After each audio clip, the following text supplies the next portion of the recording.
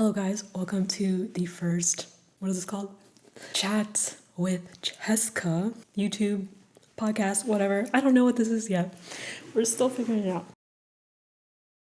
This is gonna be the first time I really share my thoughts on this, so I'm gonna have some coffee. It has 2 shots of espresso in it. Okay, when I started working as a CLS, it's what it's called. That was the flavor of STEM I was. It stands for Clinical Laboratory Scientist. When I started that career, the pandemic just hit. It was 2020. That was my graduating year. I did not have a graduation. I was just thrown into the world of medical health care. And oh my gosh, it was a struggle to balance that with music, especially film composing. I feel like people don't really talk about this, but pursuing a creative career that is in film is very difficult with like a full-time job on the side, because you just like kind of need to be available like randomly and you can't like always plan for it. When I was working, I was doing 40 hours a week, sometimes a little more, sometimes a little less. It was draining, like being on your feet, hearing white noise all day, like that was something I don't miss at all. I had a really good schedule because family connections got me into the medical industry like pretty easily. I had like 8 or 9 to like 7:30 p.m. And every day I would wake up, drive for like 30 minutes, 20 minutes if I was like going really fast, clock in, and then just like hear white noise for 8 hours a day, go back home and try and act on the ideas that I had while I was bored at work. My job as a scientist was very monotonous. It felt like every day was the same stuff. Like I know you probably heard some people like, oh, a day in the life of a nurse or whatever medical healthcare professional is like never the same. There's always something new. And like, yeah, to an extent that is true. Yeah, honestly, it felt like the same shit every day. And it was actually very conducive to thinking new thoughts. Like, because I was so bored, I was having all sorts of thoughts and I would write them down in a notebook. And actually, here, let me show you. These are the notebooks that were like lying around the lab, and it was meant for like, you know, taking phone numbers, getting back to doctors, and like writing down calculation, whatever. But I started to hoard them in a special drawer in my work area, and I would write down all my ideas for like business, music, pursuing the career that I wanted. All my dreams and hopes and fears were in these notebooks. And I'm not gonna like show you all of them, but like just to give you an idea, which one do I want to show you? These were so helpful. Like this is what got me through the grind and helped me act on my ideas. Like the first step is really to write it down and make it real, because otherwise you're just gonna forget. Like humans are just terrible at remembering things, to be honest. So let's see, what do I want to show you guys? This is really personal. I want something to represent, like a good representation of like what I would do. Okay, yeah, that's fine. So I would take notes on YouTube videos and tutorials on top of like writing down all my dreams and goals and stuff. This was something that I wrote down in 2021, so I had been working for a year at this point. I took notes on pricing creative work. I wrote down some things about figuring out what like problem you want to solve. For me in music, I learned that was getting work and like connecting with filmmakers was something that I could not find a lot of resources on. So I wanted to be the person that could solve that problem. And that's why I made like YouTube videos like how to cold DM and like, you know, blah, blah, blah. That was the problem that I faced myself trying to get work, and I became good at. And I do want to be known as an expertise in that field. So if you see these notes here, like you'll know what I mean. I don't know if you can like really read that. But yeah, these are the kinds of things I would take notes on. And I would also obviously try and brainstorm projects and like ways to to get work. And also I started thinking about making courses at this time, but I did not make it. I did not really start to build the community that you guys are part of until like recently, to be honest. And I wish I had just started earlier because I had so many great ideas I just never committed to. At one point I was interviewing composers, and I tried to have a podcast. Like ultimately I didn't commit to it, but I had written down a bunch of composers I wanted to interview, and it had a big influence on me, including YouTuber Alex Mukala. He was like the first orchestral composer that like honestly I felt I could really relate to and learn from. But yeah, so having notebooks was super helpful for me. And then in terms of like the actual grind and like tips I can offer, I think the idea that you will be more productive when you have more time is a little bit of like a misconception. I actually felt like when I had less time, I was able to focus a bit more. And obviously now I'm like really grateful to have more time to pursue the ideas that I want to work on and also just be available for more projects in general.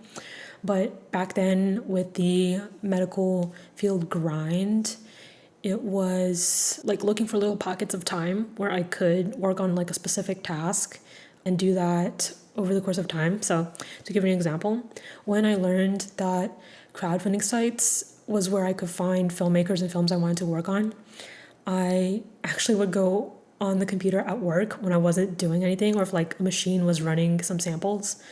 I would go on Indiegogo, Kickstarter, whatever, which thankfully was not blocked by the corporate Wi-Fi or whatever.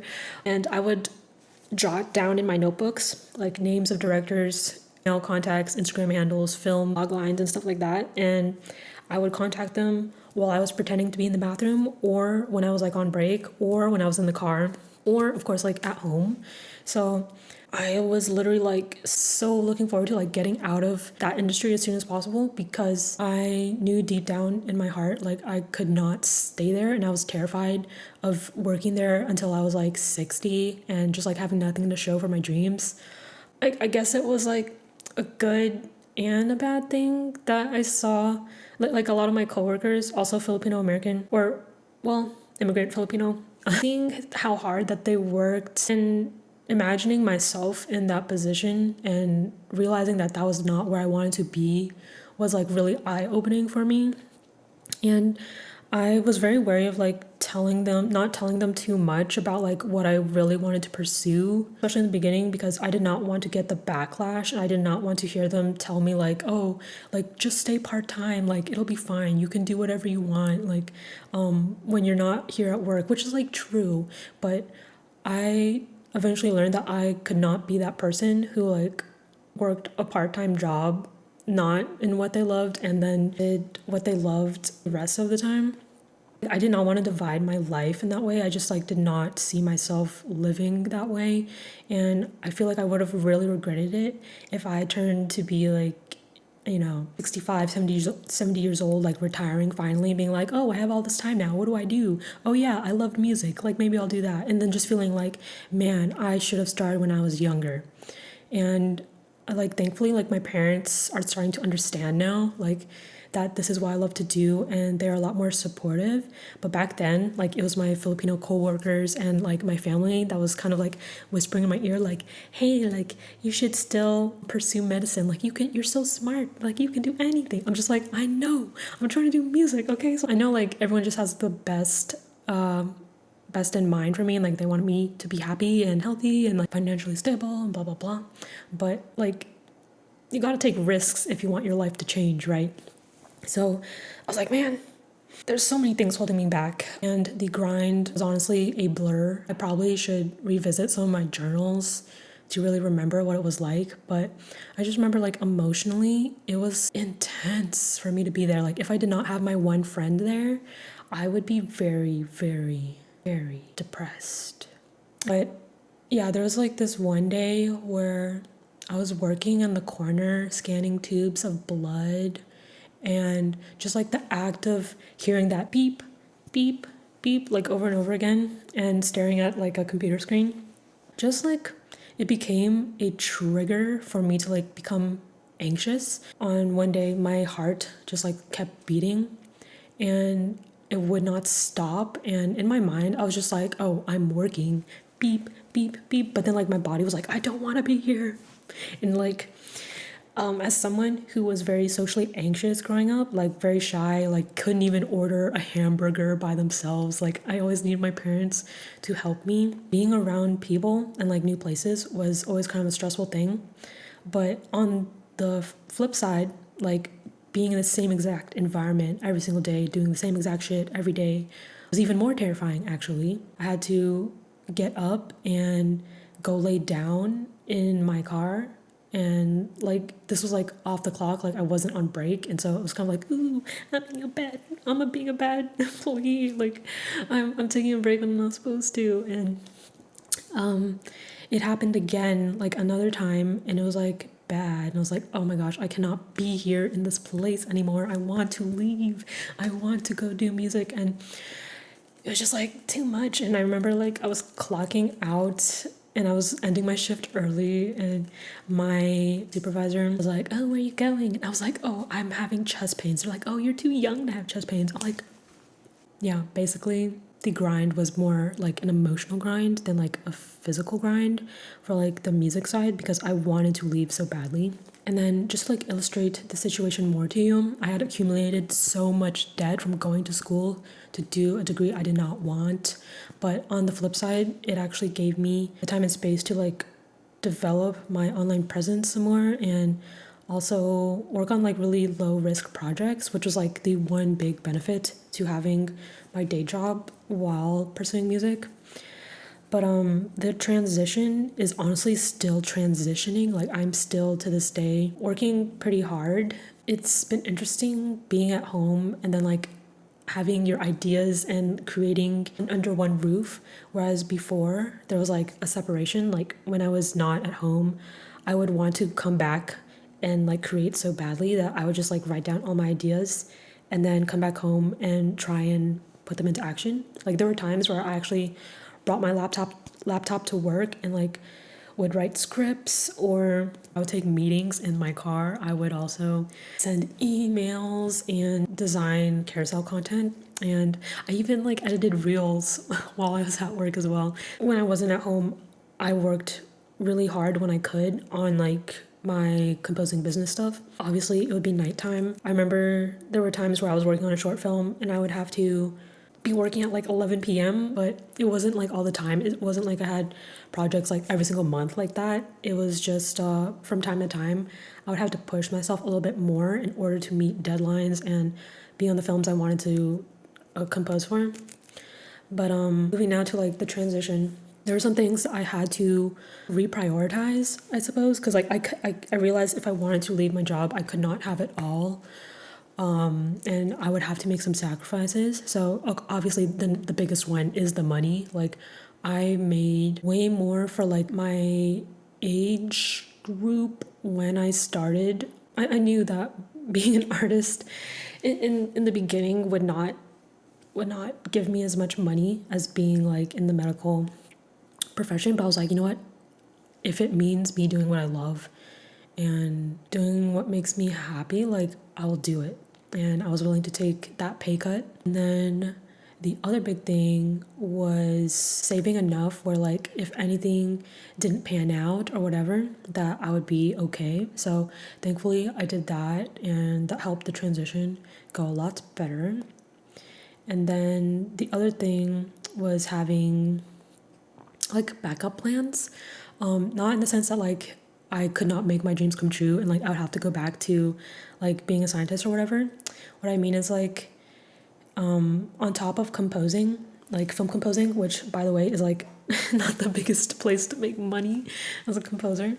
I knew that as someone who selfishly loves film music, that I would need to combine it with like other streams of income. And every time I researched on YouTube like how people made music business and like creating like their full-time living, it was always like combined with other things. And for the longest time, I kind of like fought that a little bit. I was like, no, I want to be like pure music, like just composing. And like, unfortunately, in the timeline that I wanted to leave, which was like as soon as possible, it would be very difficult to just do like film music full time. And obviously, first projects that you get on are going to be like pretty low production, and there's nothing wrong with that. But just like, okay, you gotta be realistic. If you want to make this transition, you're gonna need to plan it out a bit and like be smart about this. So I began offering like lessons and like coaching to like people who wanted to learn from me, and I had to learn to be okay, like recognize the value that I had. Like, even though I'm not at the tippity top of the industry, I know a little bit more than someone else, and that is enough for me to like get paid for what I love and know how to do. So that was like number one, like figuring out ways to support the dream and make money in other ways, not just composing. And then honestly, the grind continues. It's been a little difficult to turn off my brain. Like, sometimes I just have too many ideas, and I have a really good habit of writing them down in my notebook, which, here, let me show you my notebook. Yeah, this is my notebook. It's like a little pocket notebook. And I won't show you the inside because it's kind of personal, but I have a page called Brain Dump, wherein whenever I think of like a content idea or a way to get work or something useful for like my students or anything like that, I'll write it down, and then when I sit down to work later on, it's like time to make content or write or whatever, I can pull from the brain dump.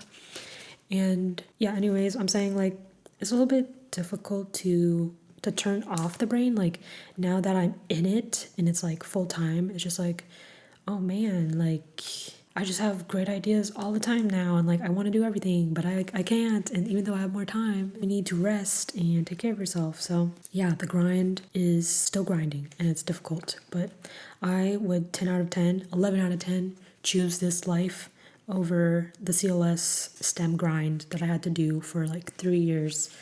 But yeah, if you guys have any questions about this topic, or if there's anything I can do to help, and maybe you're also like in the STEM grind and you want to do music, content creating, full timesies, just like let me know in the below, and I'll try and like help you out. I'm so glad I'm here now and I get to talk to you guys. So thank you for this little chat with you guys.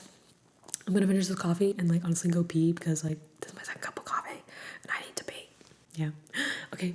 Bye guys. I'll see you next week.